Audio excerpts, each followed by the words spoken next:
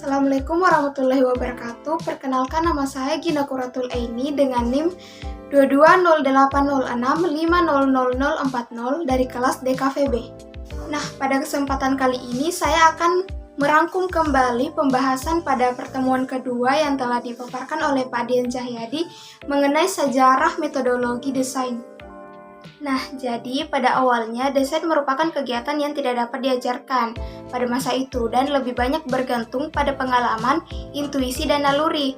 Namun pada tahun 1950-an, desain mulai dipelajari secara ilmiah dan sistematis. Salah satu kontributor awal dalam pengembangan metodologi desain adalah arsitek Christopher Alexander yang dikenal karena teorinya tentang pola dalam arsitektur. Alexander percaya bahwa bangunan dan objek yang dirancang lainnya harus dibuat menggunakan serangkaian pola atau solusi berulang untuk masalah desain secara umum. Dia percaya bahwa pola-pola ini harus ditemukan melalui observasi dan analisis dari desain yang berhasil. Karya Alexander membantu menggeser fokus desain dari proses individualistik dan subjektif menjadi proses yang lebih sistematis, objektif, dan dapat diajarkan. Ide-ide Alexander sejak saat itu telah berpengaruh dalam berbagai disiplin desain, termasuk arsitektur, perencanaan kota, dan rekayasa perangkat lunak. Karyanya telah menginspirasi banyak desainer dan pemikir lainnya untuk mengeksplorasi penggunaan pola dan pendekatan sistematis lainnya dalam desain. Pada era awal, pekerjaan desainer cenderung terbatas pada kalangan elit dan kelas atas karena harga alat dan bahan yang mahal dan kesulitan akses ke pendidikan formal. Selain itu, situasi kerja seorang desainer pada era awal sangat tergantung pada konteks budaya, sosial, dan ekonomi masyarakat di mana mereka bekerja. Desain dikerjakan oleh seorang individu atau kelompok kecil, dan metode yang digunakan dalam desain lebih didasarkan pada intuisi, pengalaman, dan pengetahuan yang dimiliki. Seiring berkembangnya teknologi dan industri, desain menjadi semakin kompleks dan terstruktur. Pada tahun 1970-an, proses desain mulai dibagi menjadi tahapan-tahapan yang terstruktur, seperti tahap konseptualisasi, perencanaan, pengembangan, dan evaluasi. Pada tahun 1980-an dan 90-an, teknologi mulai memainkan peran yang semakin penting dalam desain. Ini memunculkan pendekatan desain berbasis komputer, di mana desain dibantu oleh perangkat lunak komputer.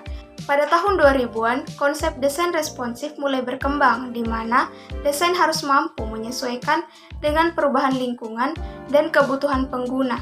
Ini memicu pengembangan metodologi desain yang lebih fleksibel dan adaptif. Pada saat ini, metodologi desain terus berkembang dan berubah, didorong oleh teknologi yang semakin maju dan tuntutan pasar yang terus berubah. Namun, pendekatan yang berpusat pada pengguna tetap menjadi dasar dari hampir semua metodologi desain modern. Kemudian masuk ke era baru, yakni metode desain baru di tahun 1950-an dan 60-an. Metode ini disebabkan oleh beberapa faktor yang mempengaruhi kemunculannya, yakni yang pertama, metode desain baru pada waktu itu dipengaruhi oleh penerapan novel, metode ilmiah ke novel, dan masalah-masalah mendesak yang muncul akibat Perang Dunia Kedua. Dan yang kedua, pada waktu itu juga terjadi perkembangan teknik kreativitas yang mendorong pengembangan metode desain baru. Faktor-faktor tersebut membantu menciptakan pendekatan desain baru yang lebih spesifik, sistematis, ilmiah, dan kreatif, yang masih menjadi landasan bagi praktik desain saat ini. Selanjutnya masuk ke pembahasan mengenai keterkaitan antara metodologi dan ilmu pengetahuan, karena mereka saling mempengaruhi dalam berbagai cara. Yang pertama, ilmu pengetahuan memainkan peran penting dalam metodologi desain. Dalam perancangan produk atau sistem, desainer harus memahami prinsip-prinsip ilmiah dan teknologi terkait untuk memastikan bahwa produk yang dibuat dapat berfungsi dengan baik dan memenuhi standar keamanan, keandalan, dan kinerja yang diperlukan. Di sisi lain, metodologi desain juga dapat memberikan kontribusi penting bagi ilmu pengetahuan, misalnya dalam bidang teknik. Desain eksperimen sering digunakan untuk memformulasikan dan menguji hipotesis ilmiah. Dalam kesimpulannya, metodologi desain dan ilmu pengetahuan saling mempengaruhi dan saling melengkapi dalam proses pengembangan produk dan sistem. Sementara ilmu pengetahuan menyediakan landasan teori dan praktik yang kuat bagi metodologi desain. Metodologi desain dapat memberikan kontribusi penting bagi ilmu pengetahuan dalam memecahkan masalah dan mengembangkan solusi inovatif. Nah, begitulah sejarah singkat awal mulanya metodologi desain. Bahkan hingga saat ini, metodologi desain terus berkembang dan mengalami perkembangan yang signifikan dalam beberapa tahun terakhir. Adapun beberapa perkembangan terbaru dalam metodologi desain diantaranya, yang pertama, desain berbasis data. Yang kedua, desain berbasis sistem. 3. Desain berbasis pengalaman. 4. Desain partisipatif. Dan yang terakhir, kelima, desain berbasis nilai. Dalam buku yang ditulis oleh Christopher Alexander pada tahun 1984 yang berjudul Developments in Design Methodology, buku tersebut menyajikan tinjauan menyeluruh tentang evolusi metodologi desain hingga saat itu. Buku Alexander menguraikan perkembangan utama dalam metodologi desain yang terjadi hingga tahun 1980-an. Dia mengidentifikasi 4 periode utama dalam evolusi metodologi desain. Keempat periode tersebut yang pertama, desain pra-ilmiah. Desainer pada periode ini mengandalkan intuisi, pengalaman, dan coba-coba untuk menciptakan solusi.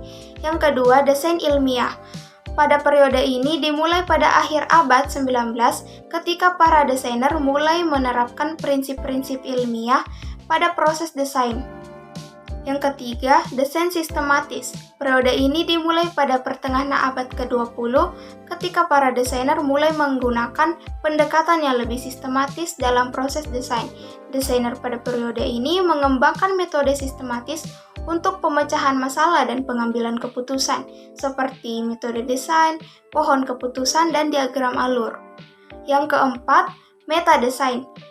Periode ini dimulai pada tahun 1970-an dan ditandai dengan fokus pada proses desain daripada desain itu sendiri. Desainer pada periode ini tertarik untuk menciptakan sistem yang dapat memfasilitasi proses desain, seperti desain berbasis komputer, bahasa desain, dan protokol desain.